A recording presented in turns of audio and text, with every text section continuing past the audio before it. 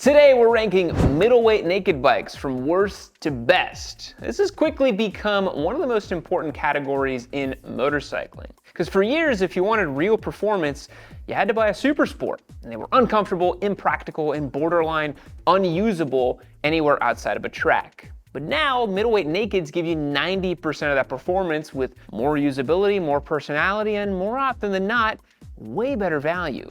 You get all the fun without the chiropractor or the court date. It's a dynamic category with parallel twins, V-twins, triples, and even a couple surviving inline fours, all fighting for a spot in your garage. So, which one's actually gonna get it? Let's find out.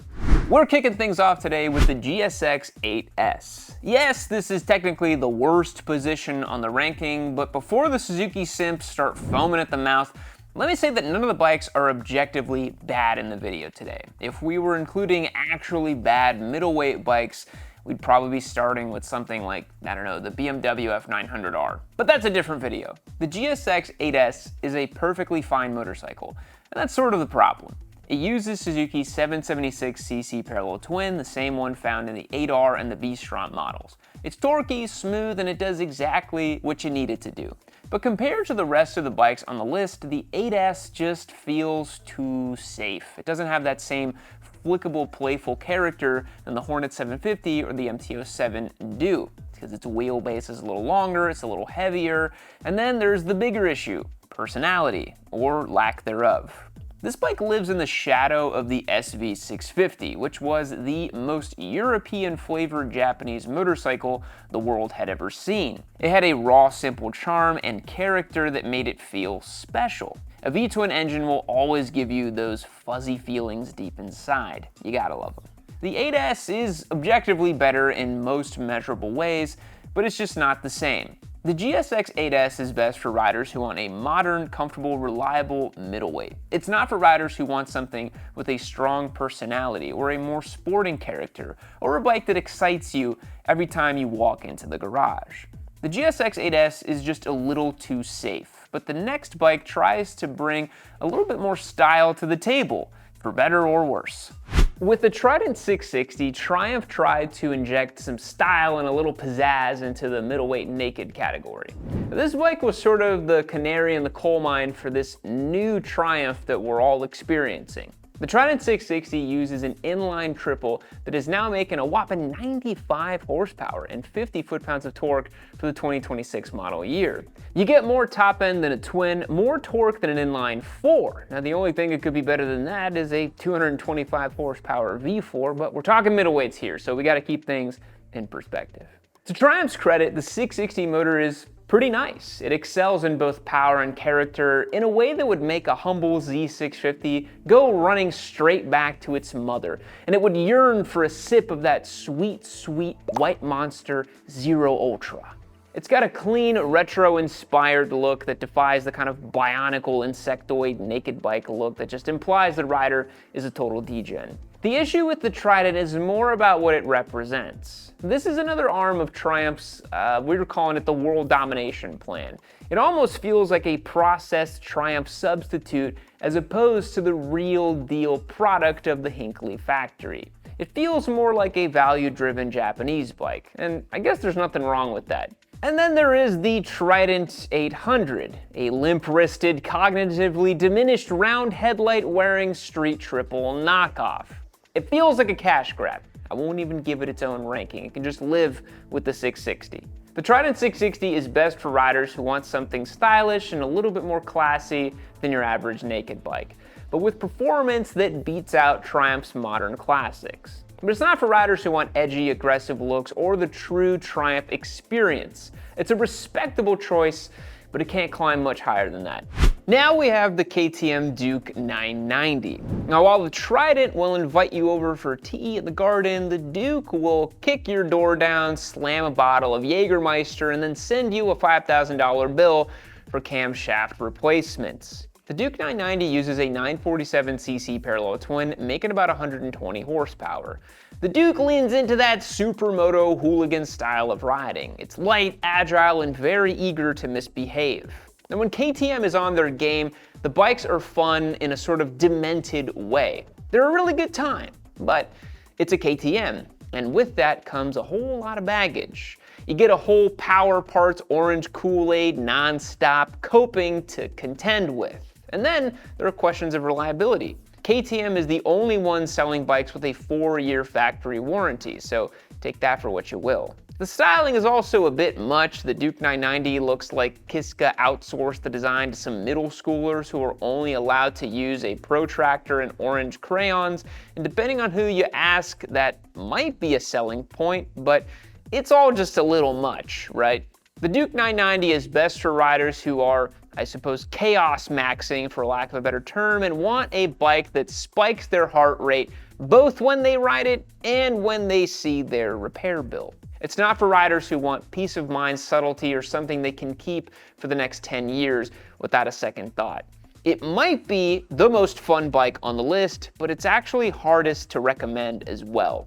Now, if the KTM feels a little bit too risky, this next bike is more of a safe bet. Next up, we have the Kawasaki Z900. Now, in a world where everyone's chasing torque-first twins and triples, Kawasaki is just sitting there in the corner with their low-rise jeans, making inline 4 middleweights like it's 2009 all over again. The Z900 uses a 948cc inline 4, making about 125 horsepower. That's nothing crazy for an inline 4 closing in on a liter of displacement, but it still delivers power in a way that is unique than most of the other bikes on the list today. You get the top-end rush that comes from revving the engine out to the ass end of the tachometer. And for riders missing the inline 4 scream, the Z900 is one of the remaining options you can buy brand new in the category. But it is a bit of a porker at 470 pounds. Plus, that Sugomi styling is a little bit hard on the eyes. It comes with an IMU, cruise control, and a quick shifter, and for just $10,000 brand new, that's a pretty nice value proposition. The Z900 is best for riders who crave the inline 4 experience in a naked bike chassis. It's not for riders chasing the lightest, sharpest, or more interesting motorcycle out there. And the reason it's cheap is, well, Kawasaki's been printing out inline 4 since the dawn of time, and so you get to reap the benefits from that. But now moving on to the number 4 spot, we're getting into the good stuff. Let me ask you a quick question. How many times have you been out riding and something insane happens and you've got no evidence to prove it? Maybe your buddy almost high-sides. Maybe it's some dude in a Nissan that tries to merge you into the afterlife, or you narrowly avoid an incoming alien invasion. Real crazy stuff, but you weren't filming. Or you were using a plain old action cam with the lens pointed either at the sky or your gas tank. And that problem is officially over with the DJI Osmo 360. Instead of being limited to the one direction your camera's pointed, the 360 captures everything all at once in full 360 degrees. So you don't frame the shot while riding, you shoot it and then just check it out later in post. Whether the action happened in front of you or behind you or off to the side, you captured it. And you can reframe it after the ride into clean cinematic angles that look intentional. And DJI even has a motion blur feature that adds that natural sense of speed to your footage so your clips don't look overly sharp and static. They actually feel fast. No missed moments, no pics or it didn't happen attitude. Plus, it's shooting in up to 8K 360-degree video with insanely smooth stabilization. So even when the road gets rough, your footage does not fall apart. So if you're tired of coming home with the footage that almost got the shot, the Osmo 360 fixes that completely. Hit the link in the description and check that out. Now let's get back to the show. It might come as a bit of a surprise that we have the CB750 Hornet so deep into the ranking today. It's the only 10 out of 10 that I've ever reviewed here on Yami Noob, and it's indicative of Honda's return to their role as the king of the big four. For years, Honda has been overly conservative. They've been competent, reliable, well-built, but about as exciting as a seminar on accounting. But the Hornet finally feels like Honda has allowed themselves to have a little bit of fun again. The CB750 uses a 755cc parallel twin, making around 90 horsepower. It sort of splits the difference between something like an MT-07 and the kind of street triples in the 120 horsepower range, but it's just awesome doing it. It's got a short stroke and it revs out to 10,000 RPM, making power the entire way, while torque is prevalent everywhere above 2,500 RPM. And it's priced so aggressively, you'd think it was Chinese. On top of that great power plant, you get some nice rider aids, a quick shifter, a new chassis built from the ground up. It might be less powerful than the Honda CB650R, but it outpaces it in playfulness, agility, and value. Having ridden both machines, I would take the CB750 all day long. And it's so good, it completely booted the MT-07 from the ranking today. They say if you're gonna shoot for the king, you better not miss. And Honda definitely did not miss. The Hornet is best for riders who want to maximize value in their middleweight machines. It's not for riders who want something a bit more premium or distinct or European. This is sort of a stepping stone motorcycle after all, one that you can have a ton of fun with for many years, but I assume most will ultimately want something a little bit more bespoke. But as far as stepping stones go, it's pretty much the best you can get in 2026. But if you're ready to take that next step into something more powerful or premium, stay tuned. The first motorcycle in the podium positions for today's video is the Triumph Street Triple 765 RS. If you're gonna get a middleweight Triumph, you should at least get the real one. And the Street Triple is Exhibit A. It uses a 765cc inline 3, making 128 horsepower. It's one of the best engines in the segment. And if you don't like it, you probably own a CF Moto. It's linear, torquey, and makes a beautiful, sonorous sound. The chassis is great, sharp, and stiff. It's confidence-inspiring. It's a real super sport-derived motorcycle. It's one of those bikes that actually makes you feel like a better rider than you really are. And unlike other bikes on the list today, especially in the RS trim, this one feels properly premium. Showa and Olin suspension components, Brembo brakes, and IMU-controlled ride systems. But it's not perfect. The styling is divisive. Some people love the bug alien look, myself included. I think it's very iconic and interesting. And others are wimpy babies who are desperately trying to fit in with a single round headlight, and they don't want anything unique or different in this world. And the dash, while a TFT, is clunky, unintuitive, and runs really slow and awkwardly. It's one of those small things that it doesn't ruin the experience, but it stands out more than it should at this level. It feels very like 2017, 2018 dash. It's just a little old school. The Street Triple is best for riders who want one of the most capable, fun, and high-performance middleweight naked bikes on the market. It's utterly fantastic. But it's not for riders who want a little bit of edge, chaos, or subtle styling.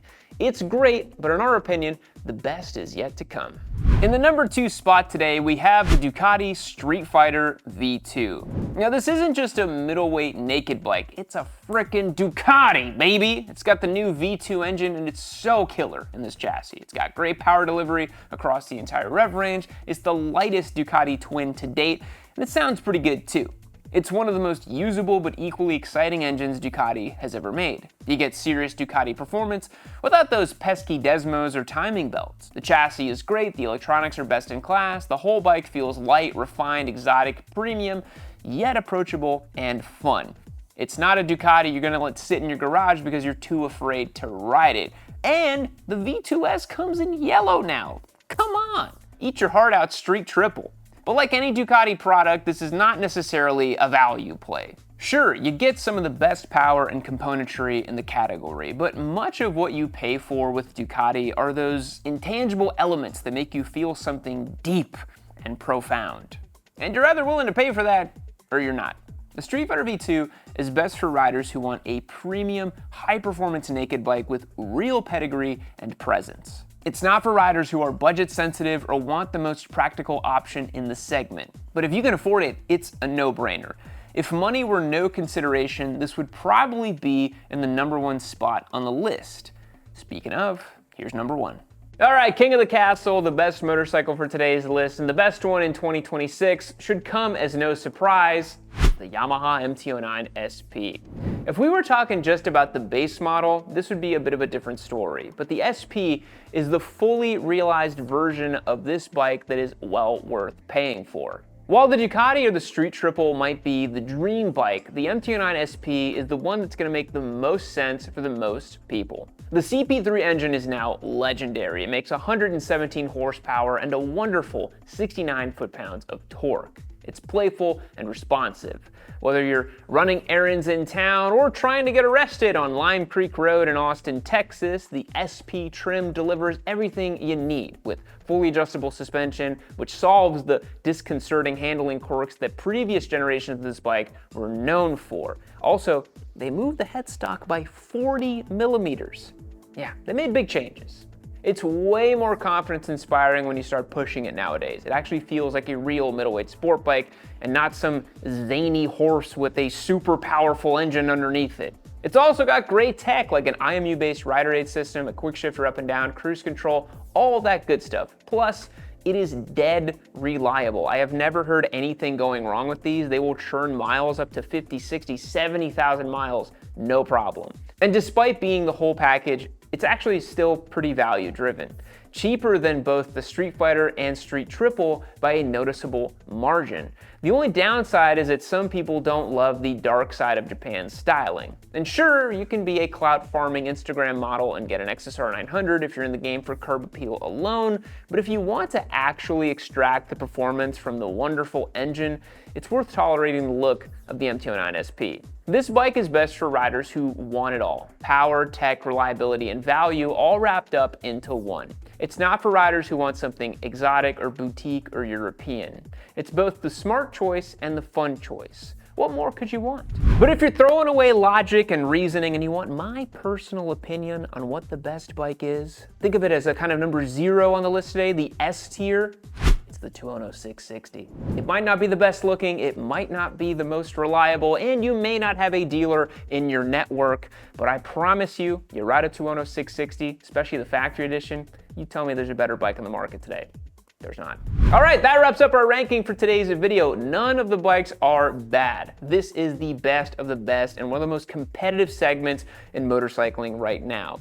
It really just comes down to what do you value as a rider? Do you want chaos, value, prestige? Do you want a 2, 3, or 4-cylinder engine? There's so many options out there. Do you want recognition from men that are stronger, smarter, or more attractive than you? Or do you just want a bike that does everything right? Let me know what you'd pick down below, and let me know if I missed any motorcycles. And yeah, sorry, we didn't pick every CF moto out there.